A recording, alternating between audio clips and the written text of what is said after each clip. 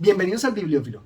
En esta oportunidad voy a hablar de un libro que encontré sin proponérmelo y que me hizo apreciar los detalles que expone sobre la vida monacal. Habíamos en videos pasados hablado del libro de Yang Guillou sobre los caballeros templarios y también nos exponía las historias monacales de los monasterios. Este libro también me hizo apreciar esos aspectos porque explora el amor desde distintas perspectivas. Se trata del libro Extramuros de Jesús Fernández Santos.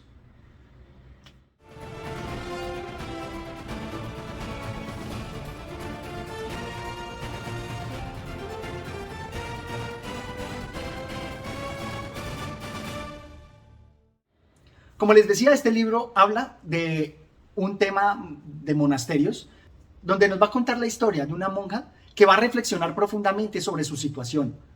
Están viviendo en esa época el azote de las plagas y de las enfermedades. Entonces ella, reflexionando sobre las posibilidades que tiene, encuentra una forma de salir de ese aprieto. De pronto una forma que podría considerarse maquiavélica y que al final puede que le demos la razón en que encontró una solución satisfactoria. Todo eso va a depender de nuestras inclinaciones a la interpretación. Pero lo que más me gusta de la obra es los distintos niveles que aborda del amor, porque tenemos el amor carnal, tenemos el amor propio, tenemos también el amor a Dios, porque pues al ser miembros de una orden religiosa van a primar el amor a Dios. Por lo mismo que están en un monasterio, también nos van a hablar del amor al poder que se da al interior del monasterio. Y finalmente, cómo no resaltarlo, también el amor a la vida. En primera instancia, quisiera destacar lo bien escrita que está la obra. La simple nomenclatura que le da a los personajes, como la santa, la priora o el médico, restándole importancia al nombre, la hace ver como una historia imperecedera, como una historia eterna. Una historia tan impersonal que sí nos hace pensar en los monasterios. Y también dentro de la estructura que cierra los capítulos de manera rotunda, hablándonos del amor y de toda la exaltación que nos produce el sentimiento del amor. Exaltación a lo que es la fidelidad, a lo que son los sentidos, el éxtasis. Toda esa parte me parece muy bien lograda. Y efectivamente, en la forma de escritura también encontramos una musicalidad que hace que la obra sea envolvente. El manejo del lenguaje que hace nos sitúa en la época. Veámoslo en estos apartes. Así se lo explicó el provincial, y así estuvieron cosa de mediodía con el asunto de otras tierras y rentas que por no ser llevadas con concierto, las unas ya se daban por perdidas y las otras se tenían por muertas. Veamos allí cómo hace esa musicalidad entre las frases y más o menos la idea que se cierra con tierras y rentas, y al final con las tierras perdidas que se tenían por muertas. Rentas muertas. Me parece de una musicalidad bastante elocuente. O esta otra parte donde la musicalidad también nos hace pensar en el éxtasis del amor. Mi alma enferma de amor buscaba en el templado refugio de sus brazos, su habitual medicina, su razón principal que le elevara de los otros amores terrenales. Nada esta vez me detenía, ninguna red o puerta me estorbaban. No era carga pesada ya mi carne, sino vuelo liviano en busca de nidal donde sembrar caricias y ternura. Cuerpo y alma se unían, regalaban, en un juego secreto que como duro dardo nos alzara y uniera de por vida. Aquí hay como una literación de esas frases, de esas últimas palabras, de esos acentos que hacen que la musicalidad se exprese. También se evidencia toda la pasión del amor carnal, del amor homosexual que se da entre las monjas, lo cual resulta tremendamente transgresor. Y por eso el cierre de cada capítulo siempre contiene esa referencia amorosa, toda esa pasión que se desborda. Y cómo no, también hay juegos de palabras bastante inteligentes. Bien conocíamos los pasos que ahora vendrían en cuanto que el doctor diera a su enfermedad por concluida, a la santa por sana. La santa por sana, pues no había percatado y solamente hay la diferencia de una letra, pero hace la gran diferencia. Todo eso en cuanto a lo que es la forma, pero dentro de los niveles de cómo expresa el amor, me parece que logra mayor profundidad. Quiero destacar, por ejemplo, aquí el amor propio y que constituye la formación del dilema con el cual se va a construir la historia. Porque la historia primero nos empieza a narrar todas las adversidades que están sufriendo, como la caída o el azote de una plaga por el castigo divino. Y entonces estas monjas, abrumadas por tanta muerte, abrumadas por el hambre, abrumadas por tanta carencia, van a reflexionar y a encontrar en libros religiosos y espirituales cómo afrontar las adversidades. La priora recomendaba ofrecer aquellas penas al Señor, que a fin de cuentas no hacía sino probarnos a través de tales sacrificios. Pero yo no llegaba a comprender cómo tales miserias nos otorgaban el título de bienaventuradas. ¿Cómo entender tal dignidad en aquellas pobres gentes que cada día ante el portal llegaban? ¿Cómo toda aquella escasez, tan negros años eran, según decía, para aumentar nuestra gloria en la desgracia? Así pensaba yo, sin apenas sosiego, en tanto velaba a mi hermana cuya salud menguaba día a día.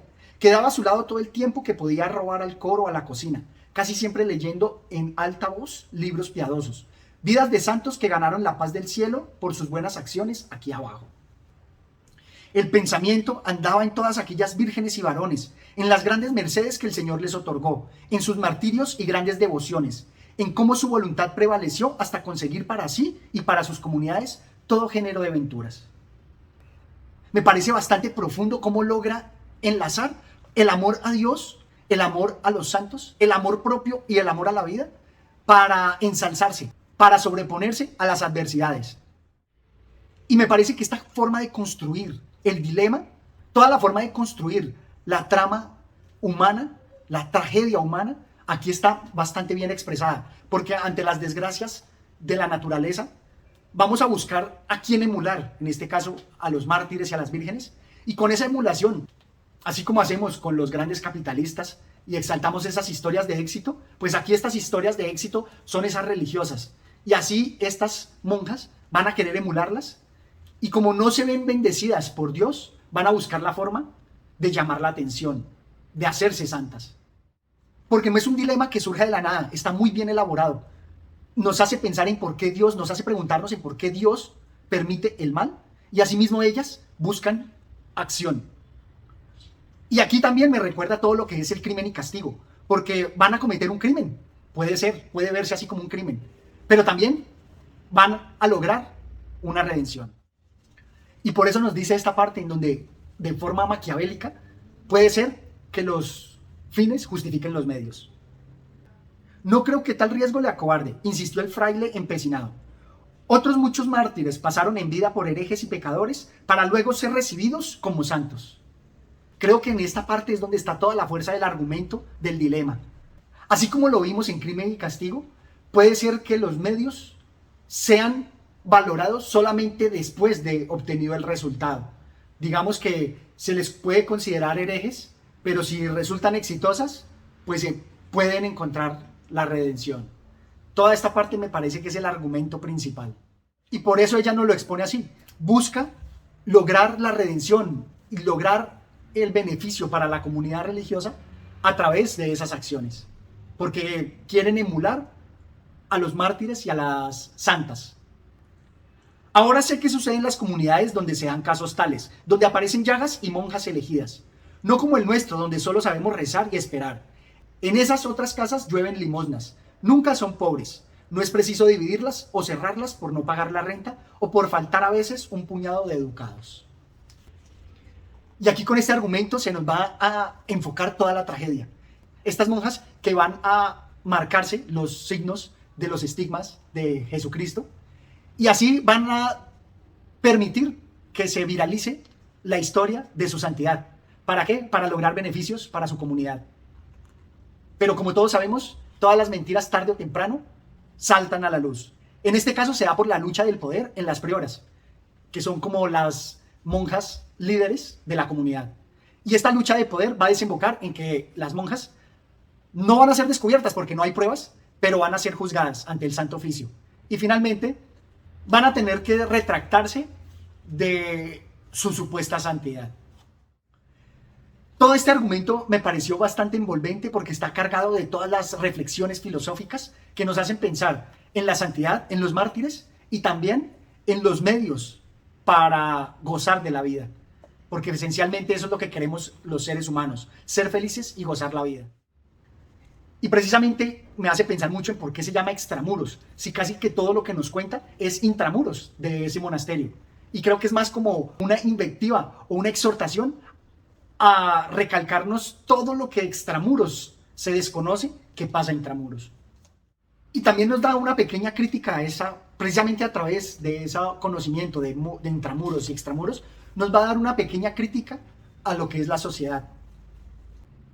De todos modos, añadió tras una pausa pensativo, así va el mundo, los unos por miedo, los otros por mezquinos intereses, todos son a hundir a los más débiles, en tanto los poderosos, entre bulas y alcábalas, prosperan año tras año y aún presumen de misericordiosos. Quiero resaltar dos aspectos fundamentales de la obra. Uno es el fuego, a la manera de Octavio Paz, que nos lo mostraba, que es donde nos dice, ¿qué es el alma sin tormento? Proseguía. Es barro como el cuerpo, bien poco vale una vida sin riesgo. Para alzarnos de la tierra es preciso sufrir en ella toda suerte de mortificaciones. ¿Qué importa el fuego si otro fuego de amor abraza y quema el alma? E insisto que toda esta carga filosófica es la que justifica las acciones de estas monjas y les van a dar toda la fortaleza, les van a dar toda la justificación para correr esos riesgos a la manera como lo hacía Raskolnikov en Crimen y Castigo, con el fin de lograr un objetivo. Y que justamente el autor creo que resalta aquí una crítica a los santos, porque también, como nos lo hablaba Mario Vargas Llosa, depende de la verdad y de las mentiras. Y aquí él lo expone así. Mi conciencia se halla tan firme y limpia como el primer día. Solo di testimonio de la verdad, de lo que en esta casa sucedió desde que esas llagas aparecieron. Eso que dice es muy digno de elogio, repuso de buen grado la otra. Mas como su merced sabe, la verdad no tiene un solo rostro, sino tantos como intenciones de quien se decide a utilizarla.